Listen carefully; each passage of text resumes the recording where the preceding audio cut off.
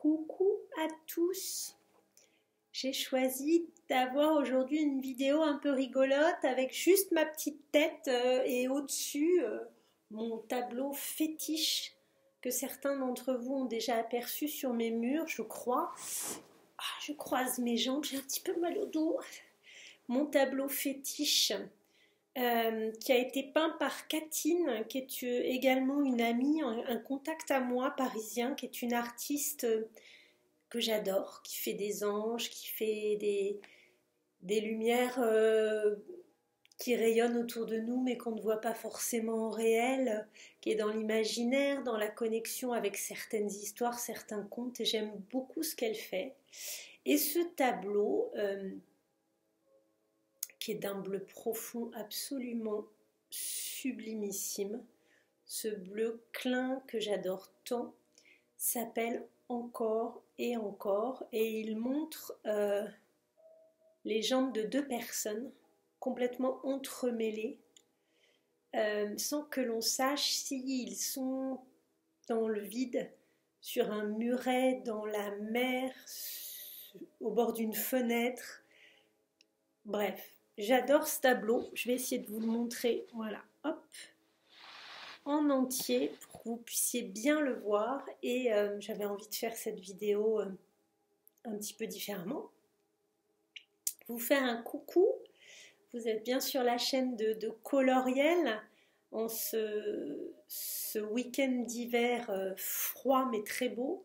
Et je suis très heureuse de vous accueillir, vous et toutes les belles âmes colorées qui sont généralement les abonnés, les personnes qui regardent mes vidéos et que j'ai la chance d'avoir en suivi sur ma chaîne. Je suis dans une évolution de vidéo, au départ en parcours uniquement de liens d'âme et en explication de toutes les subtilités de fonctionnement de ce duo.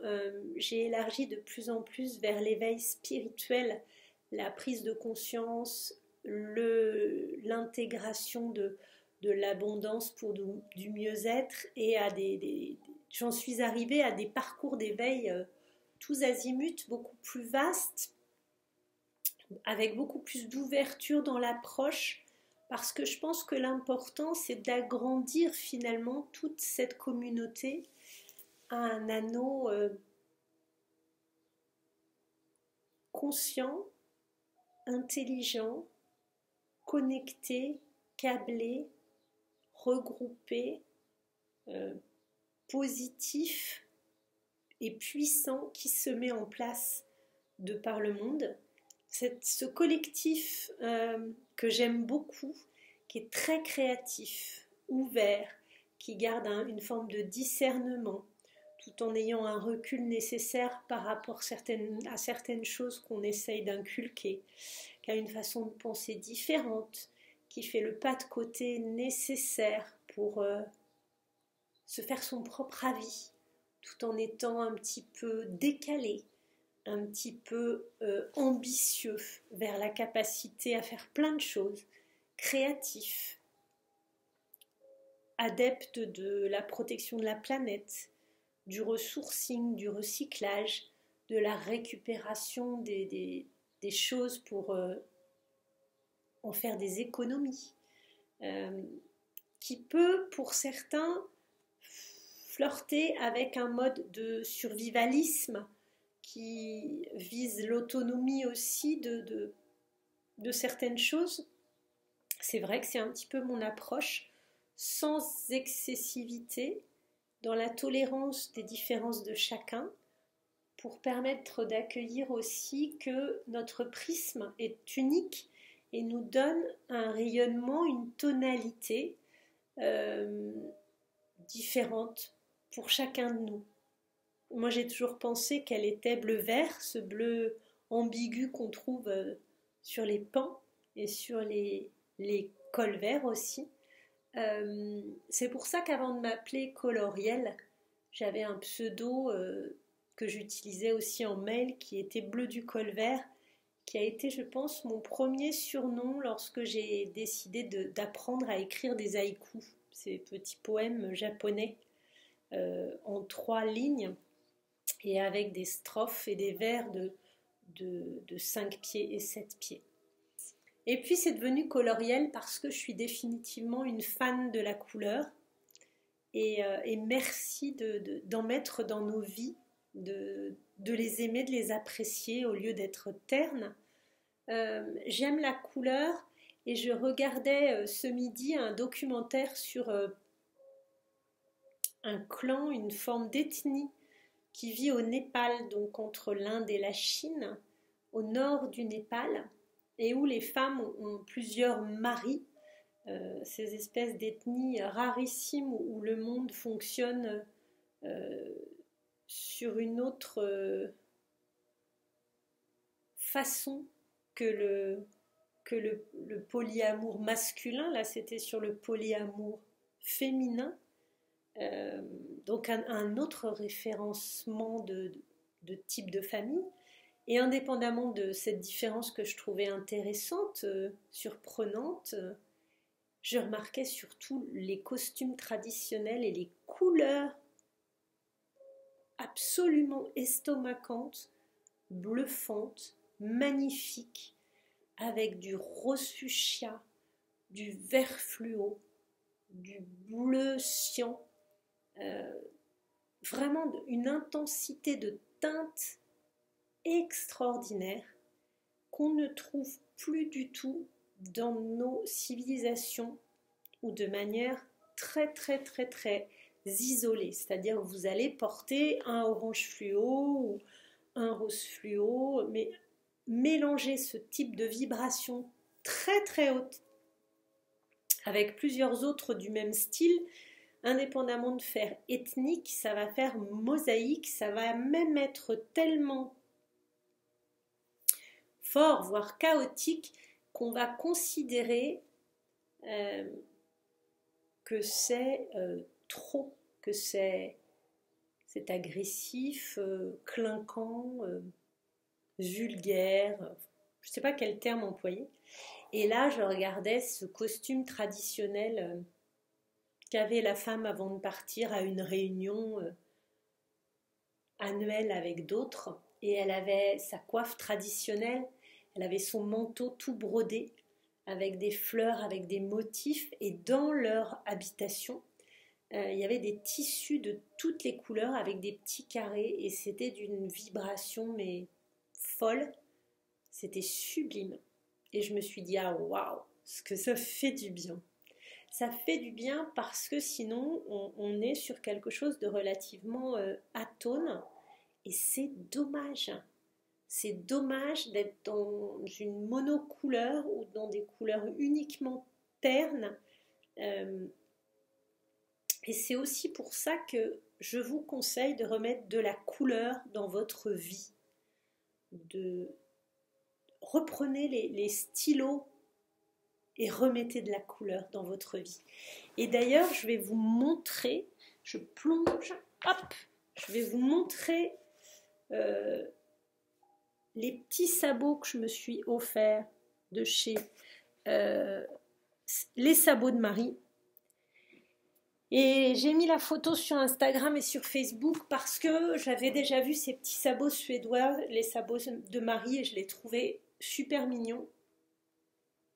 Et elle les décline dans toutes les couleurs possibles et envisageables. Et ça a été un régal pour moi de les acheter, de les recevoir, d'avoir ce petit papier de soie tout mignon avec une espèce d'élan dessus. Et de voir toute la bienveillance qui se dégage aussi de ce type de commerce-là, où il y a à chaque fois un sourire dans chaque vente. Merci Marie. Et j'étais contente, et quand j'en ai discuté un petit peu à l'extérieur, évidemment, certains m'ont dit « Oh là là, c'est flash, j'aurais pas osé, ça te ressemble bien. » Oui, c'était ça, parce que c'était un très joli compliment. C'est tout à fait toi, mais je ne me verrais pas porter cette couleur flashy. Et ben ouais, mais tant mieux en fait. Tant mieux parce que c'est ça le clin d'œil de la vie, le pétillement par petites touches dans votre journée le côté glitter dont on a besoin. Et en fait, ça vous ressemble avec une couleur qui est la vôtre, avec cette tenue-là ce jour-là. Et c'est aussi pour ça qu'avoir un joli chapeau, ça peut être sympa. Moi, ça m'empêche pas parfois de remettre des couleurs un peu flash, parce que je trouve que ça met du peps en fait. Donc je vous conseille l'approche par les couleurs. Je vous conseille de sortir de la neutralité, d'affirmer haut et fort qui vous êtes par vos couleurs chromatiques, visibles esthétiquement, et par vos vibrations. Distinguez-vous dans votre authenticité, dans votre unicité, dans le côté précieux de qui vous êtes avec tout le panel de votre richesse. N'hésitez pas à rayonner de tout votre être avec toutes vos différences. Je vous assure que vous allez gagner non seulement en profondeur, mais vous allez gagner en charisme. Parce qu'être en accord avec ce que l'on est, même si on aime des choses bizarres, vous serez toujours reconnu, différente pour ça, mais vous serez respecté pour ça. Que ce soit une coiffure bizarre, une couleur bizarre, des croquis que vous aimez faire, des dessins, des lectures, tout ce qui va vous distinguer, mais pas par de l'excentricité, simplement parce que ça vous correspond, c'est vous, n'hésitez pas. Et merci de faire partie de ma communauté, de faire partie de cette famille plus vaste de ceux qui ont cette approche de conscience, de clairvoyance, de repérer les petits signes du destin, les petites choses qui doivent se faire, les personnes qui ont des messages pour vous. N'hésitez pas également à vous affirmer dans ce qui semble ne pas rayonner pour vous, en disant très gentiment et très posément non merci, ça ne me correspond pas, ça ne résonne pas en moi, ce n'est pas ce que je souhaite, ça ne me ressemble pas, et toutes ces petites phrases qui sont capables de renoncer à quelque chose, de dire non merci, et d'expliquer pourquoi en fait ça va être un non, et avec autant de bienveillance que la proposition a pu être faite. Je vais vous détailler aussi les choses. Moi, ça m'est arrivé pour le réveillon d'avoir des propositions, le réveillon du Nouvel An cette année, d'avoir des propositions de plusieurs choses. Et là encore, du fond du cœur, merci pour celles qui ont été faites, mais dans ce qui m'a été proposé, rien ne résonnait en moi. Je n'avais ni envie de quelque chose de grand avec plein de monde, avec un grand repas, ni de passer 4 heures à table, ni de manger spécialement certains plats. J'avais envie de quelque chose de simple, de léger, d'un moment doux. J'avais envie de calme et de tranquillité, ce qui était un petit peu aux antipodes de ce qui est proposé pour un réveillon, et j'avais pas du tout envie de prendre la voiture, d'aller loin, peut-être d'atterrir dans un groupe plus large que ce que je souhaitais. Et je me disais, en fait, si on me propose certaines de ces choses adorablement, simplement dans l'idée de se dire qu'on va pas me laisser toute seule, mais que ça ne me ressemble pas, c'est pas grave. Merci, merci, merci, merci d'avoir proposé tout ça, de m'avoir proposé tout ça, mais il faut croire que j'avais moi un autre chemin à accomplir, que j'avais besoin d'observer le ciel, la lune, et de le faire en solo à ce moment-là, parce que c'était dans mon parcours de dire à mon nouveau lieu de vie merci de m'accueillir, et de le faire seul avant même de renouer avec une forme de côté social.